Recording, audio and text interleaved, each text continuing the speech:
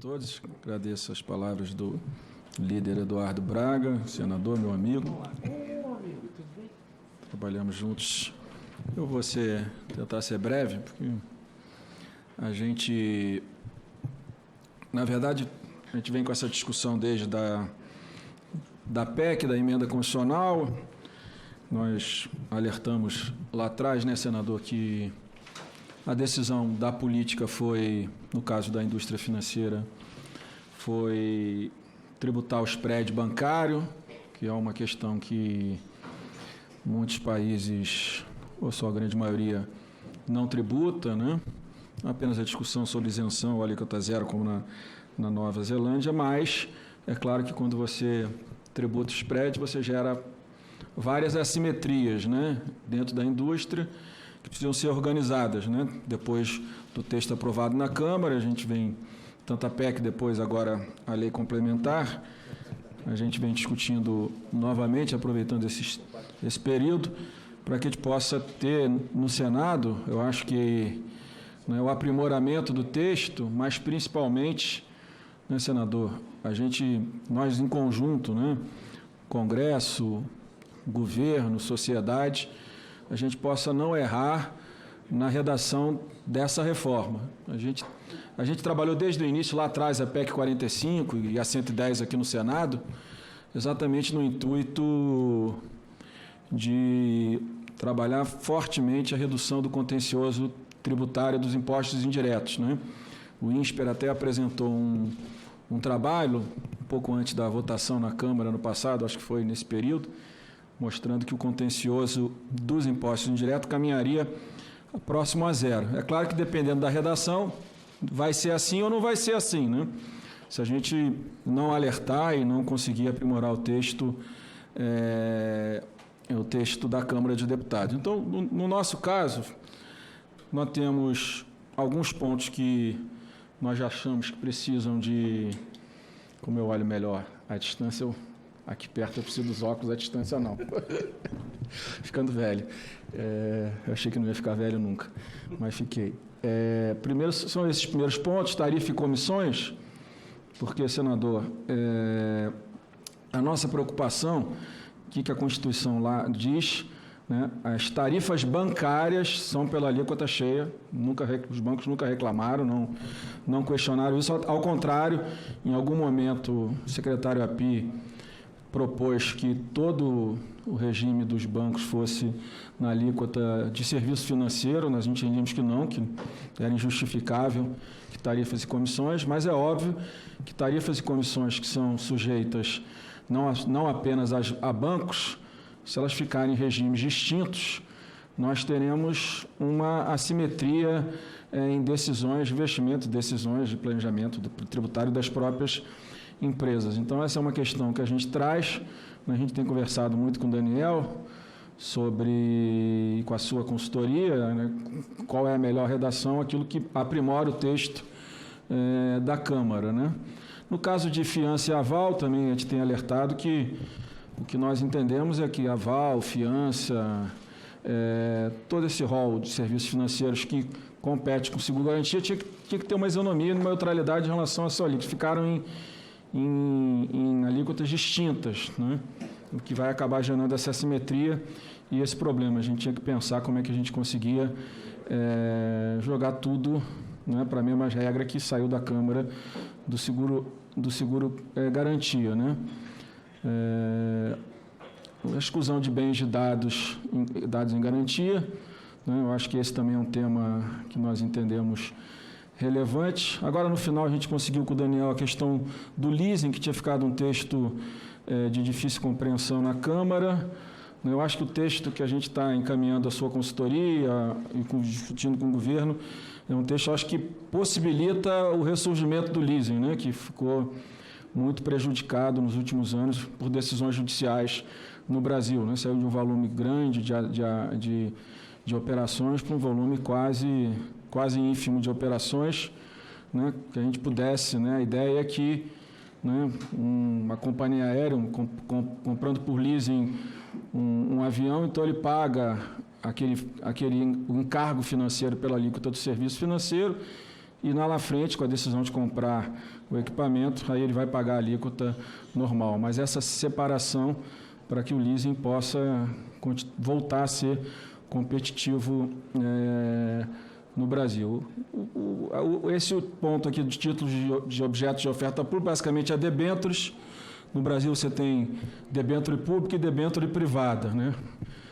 Do jeito que ficou na Câmara, nós geramos uma assimetria a favor dos bancos contra os fundos, porque os bancos, porque tomam crédito, e debênture é considerado um crédito, eles têm um benefício em relação ao fundo que é não contribuinte, né? Então, nós pensamos um formato de que todo título, toda debênture de oferta pública tem a mesma regra para fundo e para banco, para não gerar nenhum tipo de benefício a favor de banco contra fundo, porque você vai gerar um problema. Quer dizer, a pessoa que carrega um título num banco vai dar crédito, né, o emissor, durante o período que tiver na carteira do banco, como é que ele tira da carteira do banco? Então, serão dois preços distintos para o mesmo título. A gente acha que na debênture privada, de fato, se ela tiver o benefício, vai migrar muito empréstimo para debênture, porque vai ser mais barato do que ficar no crédito. Então, os próprios bancos acreditam que resolver essa assimetria importante, deixando claro o que é oferta pública. O que não é oferta pública é crédito, ponto. Né? E a questão, esse sexto ponto, é os fundos do FII e FRIAGRO, que está lá, que a garantia que não incide sobre o FII e FRIAGRO são indiretamente pulverizados, porque em cima do FII e FRIAGRO você tem RPPS, SEPPS, que são pulverizados. Então, a questão lá da pulverização dos cotistas dos fundos, a gente acha que é correto, para que a gente não inviabilize também esse produto. O próximo ponto, esse que eu falei do início sobre contencioso, e esse é um ponto que está gerando um maior problema no nosso diálogo, principalmente aqui com a consultoria, com o governo, é a questão do capital próprio, né? Como o Brasil resolveu tributar o spread, nós geramos vários problemas. Um deles é no capital próprio dos bancos, né? Não podemos esquecer que o requisito de capital para banco é muito pesado, né? Então, nós estamos tributando spread e nós estamos tratando como serviço algo que não é serviço. A parte da aplicação financeira do capital próprio dos bancos não é um serviço, não é uma captação ou empréstimo. É como se você tivesse um banco, senador, que acabou de abrir, o cara depositou o capital dele, ele vai aplicar o capital dele, isso é uma aplicação financeira, né?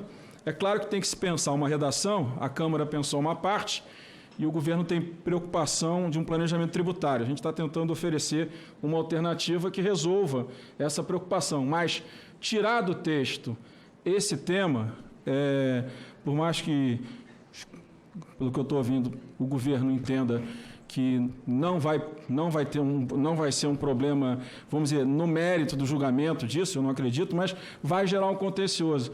E você sabe que toda vez que a gente gera uma nuvem nas leis, os advogados adoram, né?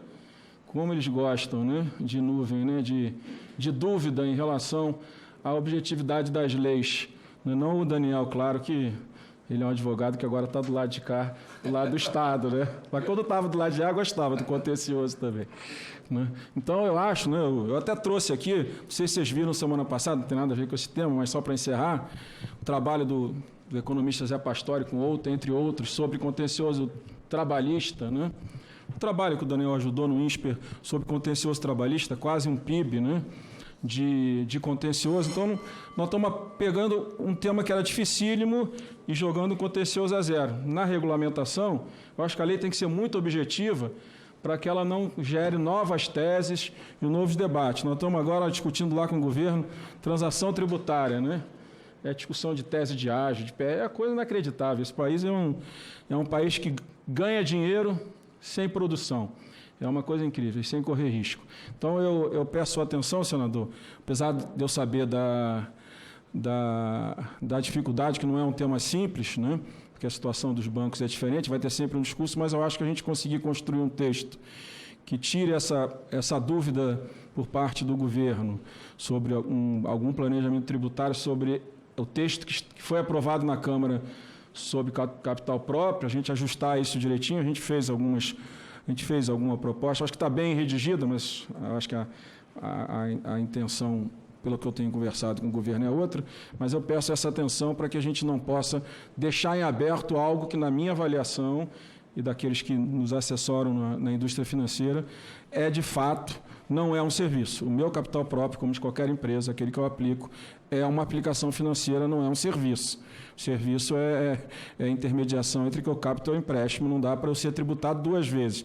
O spread está sendo tributado e eu ainda vou ser tributado no meu capital. No resto, tiveram algumas dúvidas sobre FDIC, senador, está tudo certo para a gente. O texto da Câmara para a gente está acertado com o governo, está ótimo, resolve a questão efetiva de quem, de fato, opera crédito no FDIC e tomou muito mercado dos bancos, mais de 400 bilhões de reais, está resolvido como entidade de investimento, e todo o resto da redação do tema dos FDICs, que vieram conversar comigo hoje, eu não entendi a preocupação de alguns aqui do meu lado. Eu acho que o texto que a Câmara aprovou está direito e nós não vamos trazer nenhum tipo de demanda em relação à questão dos FDICs.